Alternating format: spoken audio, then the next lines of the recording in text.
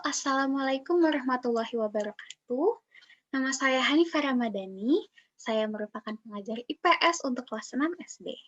Nah, hari ini merupakan pertemuan kita yang kedua, dan hari ini kita akan membahas mengenai ASEAN dan peran Indonesia di dalamnya.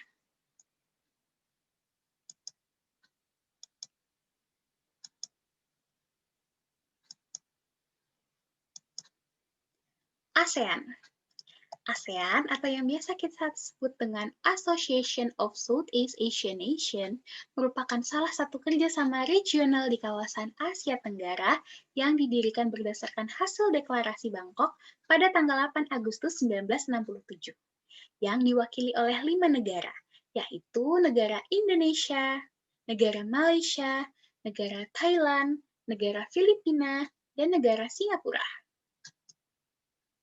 Nah, ini merupakan potret pada saat berlangsungnya deklarasi Bangkok pada tanggal 8 Agustus 1967.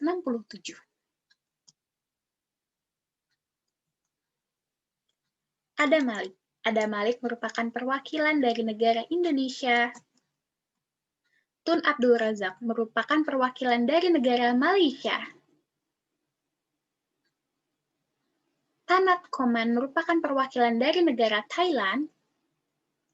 Narcisco Ramos merupakan perwakilan dari negara Filipina. S. Rajaratnam merupakan perwakilan dari negara Singapura. Nah, latar belakang berdirinya ASEAN. Yang pertama, adanya persamaan pernah dijajah oleh bangsa lain, kecuali negara Thailand. Pada masa itu, negara Asia Tenggara masih berbentuk Nusantara. Negara Nusantara ini masih bersifat kedaerahan atau tradisional yang masih dipimpin oleh kerajaan-kerajaan kecil yang mendiami suatu Nusantara. Namun dahulu juga pernah ada kerajaan yang besar seperti Majapahit dan juga Sriwijaya. Namun karena masih adanya berbeda kerajaan atau berbeda raja, tentunya masih bersifat tidak adanya persatuan, belum adanya persatuan atau belum berdirinya negara resmi. Jadilah negara-negara Asia Tenggara ini dijajah oleh bangsa lain, terutama bangsa Eropa. Bangsa Eropanya itu apa sih? Seperti Spanyol, Portugis, ada Inggris, juga ada Belanda, dan juga negara Jepang dari Asia Timur. Oke. Selanjutnya adanya ras dan kebudayaan yang hampir sama. Nah, ras yang mendiami Nusantara atau Asia Tenggara ini adalah ras Negroid dan juga Mongoloid. Namun, banyaknya itu ras Mongoloid ya. Ras Mongoloid itu tuh cirinya seperti kita, yaitu berkulit sawo matang atau kuning langsat. Juga rambutnya tuh lurus gitu. Habis itu juga tidak terlalu tinggi seperti ras-ras yang ada di negara-negara Eropa gitu. Maka dari itulah mengapa badan kita tuh proporsinya tuh nggak besar-besar banget gitu. Oke, selanjutnya ada persamaan geografis di Asia Tenggara. Nah, negara Asia Tenggara itu berada di tenggaranya Asia atau benua Asia. Sama-sama berdekatan dengan samudra Hindia dan juga Samudra Pasifik. Tentunya juga bersifat kepulauan, negara kepulauan, contohnya itu seperti negara Indonesia yang memiliki 17.000 pulau lebih, dan negara Filipina yang terdiri dari pulau-pulau juga, lalu juga ada Singapura, juga ada Malaysia yang memiliki pulau-pulau. Nah, habis itu persamaan sebagai negara-negara agraris yang sedang berkembang. Nah, negara-negara agraris ini karena geografisnya Asia Tenggara itu yang kaya akan sumber daya alam seperti masih adanya gunung, banyaknya tanah-tanah yang subur karena negara Asia Tenggara itu juga berada di Ring of Fire atau cincin api dunia gitu. Nah, maka dari itulah banyak sekali kan gunung-gunung yang ada di gunung-gunung berapi yang ada di Indonesia ataupun negara-negara Filipina sana gitu. Jadinya karena tanah-tanahnya subur dan faktor geografis yang sangat menunjang untuk agraris atau bercocok tanam, jadi negara-negara Asia Tenggara ini apa ya? Dia itu bekerja di sektor agraris kebanyakan kalau yang di daerah-daerah. Nah, jadi negara kita itu tuh masih sedang berkembang karena belum maju. Nah, namun kecuali negara Singapura yang sudah maju di Asia Tenggara. Oke, selanjutnya next.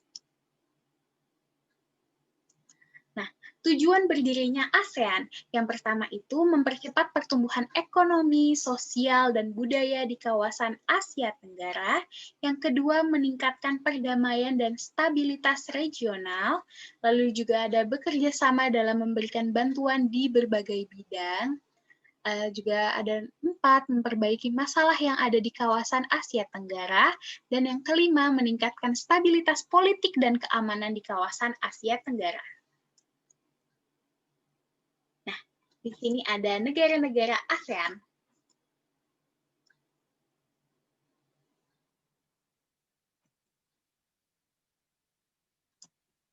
Yang pertama itu adalah negara Singapura, atau biasa kita sebut dengan Republik Singapura.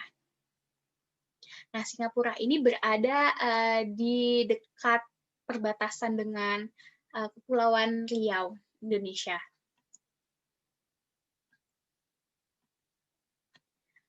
Lalu ada negara Kamboja atau Kerajaan Kamboja.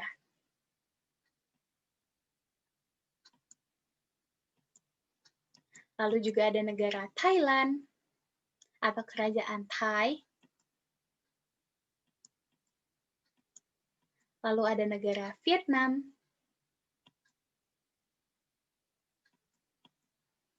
Lalu juga ada negara kita yaitu negara Indonesia atau biasa kita sebut dengan Republik Indonesia atau Negara Kesatuan Republik Indonesia atau NKRI.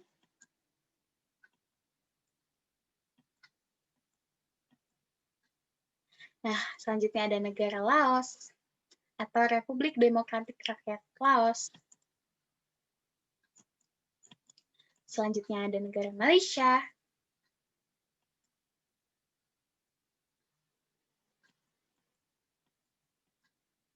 Nah, selanjutnya juga ada Myanmar atau Republik Persatuan Myanmar dan juga dikenal dengan sebutan Birma atau Burma di dunia barat atau Eropa.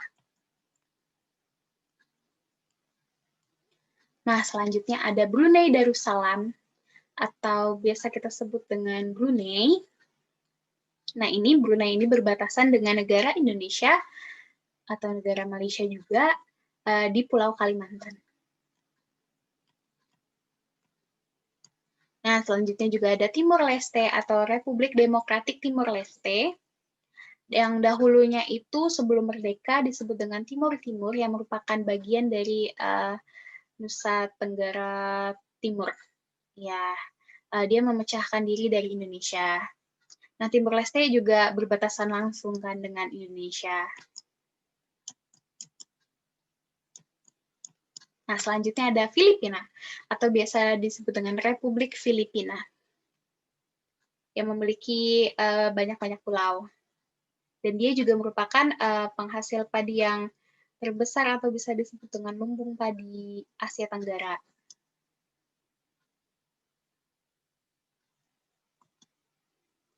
Nah, kerjasama ASEAN di bidang sosial budaya. Kerjasama dalam bidang sosial dan budaya dilaksanakan oleh COSD, or Committee on Social Development. Beberapa bentuk kerjasama di bidang sosial negara-negara ASEAN antara lain yang pertama, meningkatkan kesejahteraan golongan berpendapatan rendah, lalu juga ada perluasan kesempatan kerja, serta pembayaran upah yang wajar.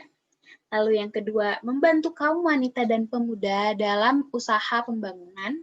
Yang ketiga, bekerja sama dengan badan-badan internasional untuk menanggulangi masalah perkembangan penduduk. Yang keempat, pengembangan sumber daya manusia. Yang kelima, peningkatan kesejahteraan. Yang keenam, program peningkatan kesehatan atau makanan dan obat-obatan. Lalu juga ada pertukaran budaya dan seni, dan juga ada festival film ASEAN. Lalu juga ada penandatanganan kesepakatan bersama di bidang pariwisata ASEAN atau ASEAN Tourism Agreement or ATA. Lalu juga ada penyelenggaraan pesta olahraga 2 tahun sekali melalui SEA Games. Nah, dahulu itu negara Indonesia pada tahun di atas tahun 2010 gitu, Indonesia berkesempatan menjadi tuan rumah. Lalu SEA Games ini diadakan di pusatnya ada di Palembang. Dan juga ada sebagian di Jakarta, tapi di Palembang yang lebih utama. Oke, nah di sini ada kerjasama Indonesia sama dengan ASEAN di bidang politik. Nah, yang pertama itu mempererat hubungan politik melalui pertukaran duta dan konsul. Nah, teman-teman tahu tidak bahwa di mana ya, di Jakarta Pusat atau Jakarta Selatan banyak sekali kedutaan-kedutaan bangsa-bangsa negara-negara lain yang mengirimi perwakilannya di Indonesia gitu. Contohnya, kalau misalkan kita ingin pergi ke luar negeri atau ke negara tersebut, sebelumnya kita harus mengurus keperluannya di kantor kedutaan tersebut gitu. Nah, selanjutnya menciptakan stabilitas politik seperti apa ya? Kalau misalkan ada kerusuhan gitu di suatu negara gitu. Jadi anggota-anggota ASEAN inilah yang ikut menjadi pihak ketiga untuk mempercepat penyelesaian suatu masalah di negara tersebut gitu, di negara konflik. Nah, selanjutnya, mengadakan perjanjian ekstradisi. Nah, apa sih itu perjanjian ekstradisi? Nah, ekstradisi sendiri ini merupakan proses di mana seseorang tersangka yang ditahan negara lain yang kemudian diserahkan kepada negara asal tersangka untuk disidang sesuai perjanjian yang bersangkutan. Nah, jadi ini perjanjian ekstradisi ini berhubungan dengan narapidana gitu. Nah, peran Indonesia. Peran Indonesia yang pertama adalah mengirim duta dan konsul ke negara anggota ASEAN. Nah, bukan hanya negara-negara ASEAN atau negara-negara luar ASEAN yang mengirimkan duta atau konsulnya ke negara Indonesia, namun Indonesia juga mengirimkan dutanya atau kedutaan Republik Indonesia di negara-negara yang bekerja sama dengan Indonesia. Nah, gunanya apa sih adanya kedutaan? Kedutaan itu kayak merupakan apa ya? Perwakilan atau kantor gitu kalau misalkan di negara-negara yang apa ya, yang banyak TKI yang bekerja di sana, misalnya kerusuhan gitu. Nah, kedutaan itulah yang sangat-sangat bertanggung jawab untuk keselamatan para pekerja Indonesia di luar negara Indonesia gitu. Selanjutnya ada 2, menerima dan memfasilitasi duta dan konsul dari negara anggota. Contohnya tadi yang berada kantornya di Jakarta Pusat dan di Jakarta Selatan. Nah, yang ketiga, ikut serta dalam mengadilkan dan menyelesaikan konflik yang terjadi di negara anggota hingga diharapkan terciptanya stabilitas politik suatu negara. Nah, yang tadi contohnya sudah dijelaskan ya teman-teman. Nah, selanjutnya juga menegakkan perjanjian ekstradisi. Nah, ini gimana ya? Mungkin karena narapidana yang melakukan kejahatan gitu, kejahatan atau kecurangan, kejahatan contohnya di luar negeri gitu. Nah, jadi Indonesia itu mengambil alih gitu atau mengadili tersangka atau narapidana ini untuk apa ya?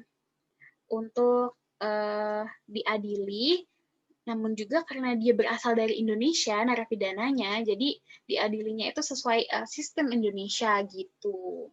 Jadi negara lain tuh kayak nih narapidana dari negara kamu gitu. Jadi apa ya, perjanjian ekstradisinya tuh kayak harus diadili sesuai dengan nilai-nilai yang negara tersebut pegang gitu, negara asal pegang. Oke, sekian materi dari pertemuan kita hari ini. Aku cukupkan materi kali ini. Jadi, wassalamualaikum warahmatullahi wabarakatuh. Semangat teman-teman buat belajarnya. Sampai jumpa.